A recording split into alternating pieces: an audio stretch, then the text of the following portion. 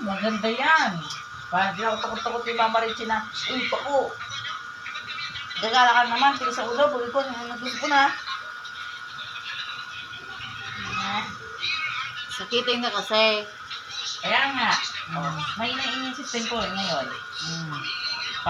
Magpapalang sa immune system. Gutin mo na. Paano? Naubos na yung ipikasin. Dandahan lang sa ipikasin. Dami pa Wala oh. na. Ubus na. Puro na ipikasin yung likod Puro na Eric mo. ipikasin yan. Maubos agad yan. Pinaliguan mo na ipikasin yan. Kunti-kunti lang.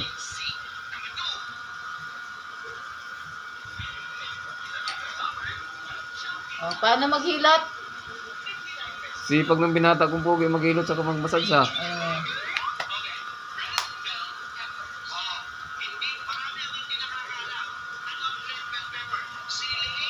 Ano yan? Inahaplos-haplos lang.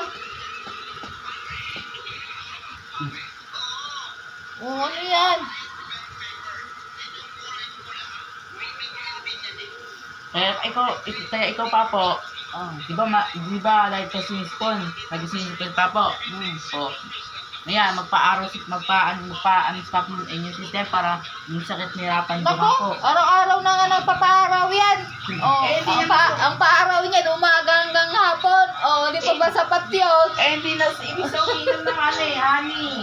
Original na Hindi na honey. kailangan yung honey, basta papa-araw Ay, lang. sus. Pampaano nga niya inyong system? Hindi. Ay, sus. Kahit Makinig ka muna kasi dito. Saan? Nandiyan namin ni Tito Eric.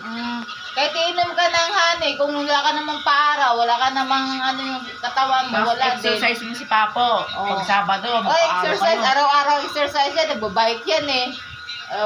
Tsaka huwag kayong magninigarilyo kasi papainan niya inyong system. Hindi na nga naninigarilyo. Hindi na nga naninigarilyo eh. Hindi na nanigarilyo si Papa. Hindi na naninigarilyo.